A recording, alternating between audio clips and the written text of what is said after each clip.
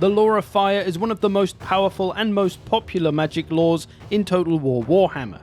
It's a very damage-focused, aggressive law, which is good against most factions, especially good though against those undead factions which are weak to fire and also weak to magic.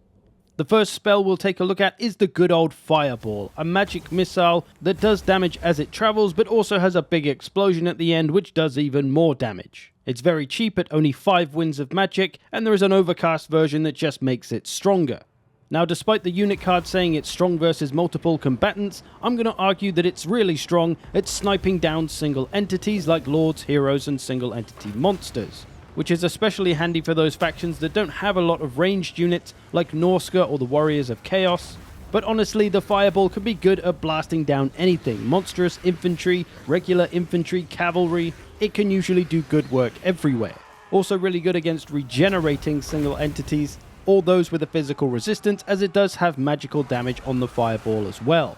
Be aware of how you use the Fireball against infantry though, as very often this will happen. The Fireball will just go straight through the unit or explode on impact on them, and won't really do as much damage as it could. To really make the Fireball work, launch it from the side of an infantry and it will fly through the unit and explode somewhere inside the unit, doing way more damage. Here's the damage of the one that shot from the front. It did 68 damage to that unit, not a great deal, compared to the unit that shot from the side, which did 210 damage with that Fireball. How about one more Fireball each, just to make sure? Same thing happens again, Fireball goes through the unit, explosion is wasted with the one that shoots from the side. Fireball goes right through the middle of the unit and explodes at the end, maybe missing a little bit of the explosion, but still, look at the damage on that unit, below half health Sargard. And that is 136 damage to the unit shooting from the front, and 586 shooting from the side. Line up your Fireballs well, and they can do a lot more work for you.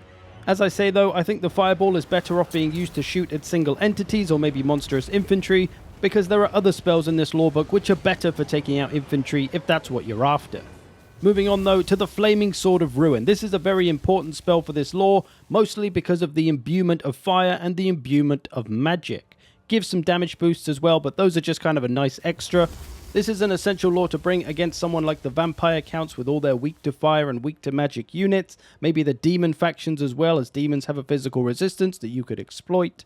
The overcast version also just extends the duration.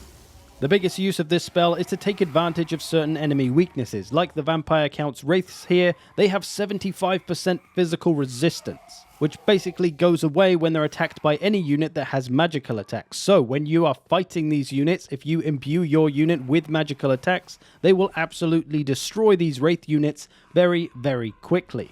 For example here, we've got some crappy Empire Spearmen fighting some Cairn Wraiths who would otherwise beat the scheisse out of the Spearmen, but when we hit them with Flaming Sword of Ruin, give them those magical attacks, those ethereal Wraith units start to take damage very, very quickly, even from a crappy unit like Empire Spearmen. So it's a spell that allows you to turn a matchup around. When your unit would get beaten up by this ethereal unit normally, well, as soon as you use Flaming Sword of Ruin, the matchup instantly changes around because Wraith units don't have a lot of health, and it falls off very quickly when you remove their physical resistance. And it's exactly the same idea for weak to fire units, like regenerating units. Again, vampire counts have a lot of these. The Terrorgeist here, the Vargolf. Your non-fiery units are fighting them. You put Flaming Sword of Ruin on them. It gives them fire damage, which makes them do more damage and slows down the regeneration of the enemy regenerating units. So it's just an advantage to be gained against these units that are weak to fire and weak to magic. You simply keep an eye on these units that have these weaknesses, wait for them to engage your units, and then plonk on that Flaming Sword of Ruin to gain the advantage.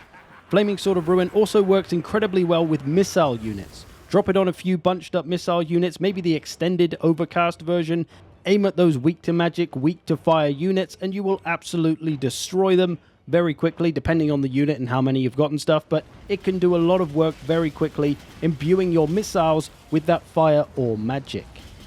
Moving on to the People's Champion, it's the Burning Head, a very popular spell that you see a lot. Costs a fairly reasonable 10 winds of magic, travels in a pretty much straight line, burns everything in its path, fire damage, magic damage, and reduces leadership. And that leadership penalty can be pretty handy in the late game, if of course you can get it to hit anything. The Overcast version increases the effect area and the damage, but whether that's worth the risk of this spell completely missing is up to you. The tricky part of this spell is getting it to damage things for long enough, because it's a 20-second spell.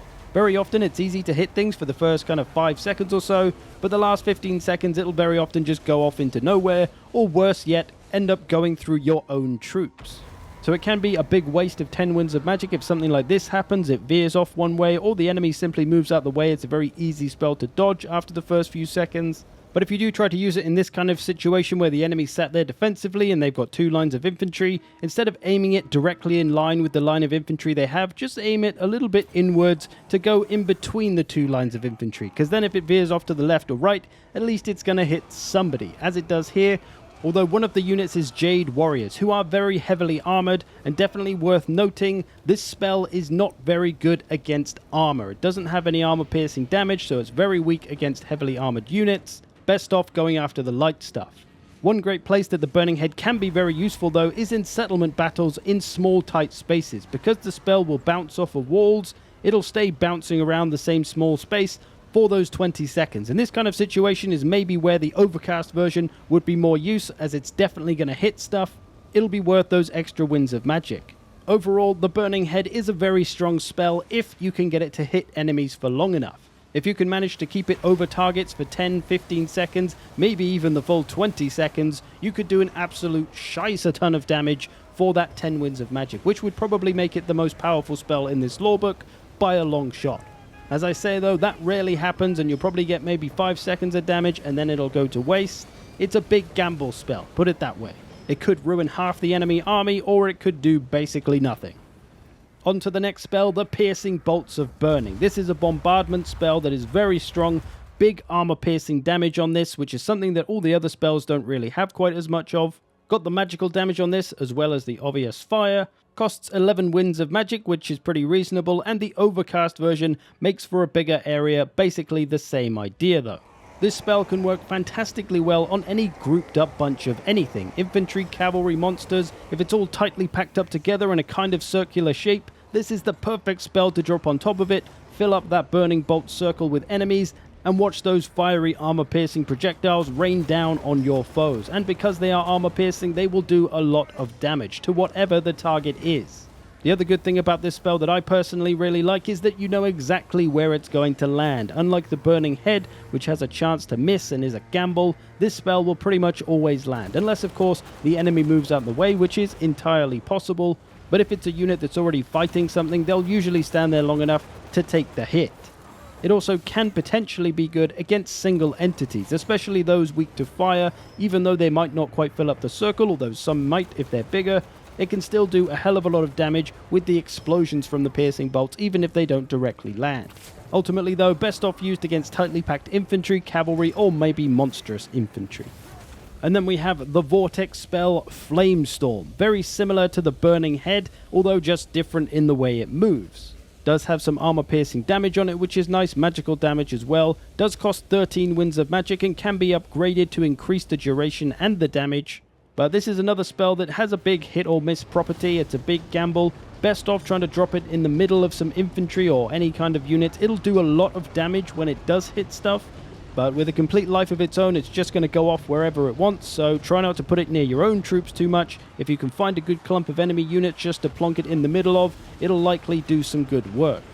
So honestly, very similar to the Burning Head, lasts 27 seconds, which again, much like the Burning Head, you'll probably do some damage for the first few seconds and then you'll struggle with the other 25 seconds. So it can be a rough one to really get good use out of. If you can though, if you could hit enemy units for 27 seconds, you'd probably wipe out most of the army. So incredibly powerful spell if you can get it to land. Like I say, if there's a big clump of enemy troops or loads of enemy units in one area, or in a siege where they're all tightly packed, this spell could really shine. It can also be a great way to just disrupt an enemy formation. If you plonk this in the middle of their army, they'll probably, if they're smart, run away from it, and thus their formation will be a little bit broken and all over the place, trying to dodge this fiery death pillar. Do be aware as well that Flamestorm and the Burning Head are both completely useless pretty much against single entities and low model count units. Like monstrous infantry, they only have 12 or 16 models in the unit. These spells won't really do a lot to them. And lastly, in the lore of fire, the Cascading Fire Cloak, which honestly I think is a pretty overshadowed spell. I'm not sure I've ever really used this spell in the lore of fire in 5 years of Total War Warhammer. It's very cheap, but I'd probably rather use a fireball, which costs around the same. It's a fairly simple buff to melee defense and armor-piercing damage. Pretty much your usual typical buff that can be useful for helping one of your losing units maybe turn around and win a fight, or help them win quicker if they're already winning, or just maybe useful for those units that lack the 2 stats that it buffs. For example, the Forsaken here, they have low melee defense and not a lot of armor-piercing damage, so this is the perfect buff for them really, because it gives them a bunch more melee defense and a little extra armor-piercing damage, so they can just be more effective.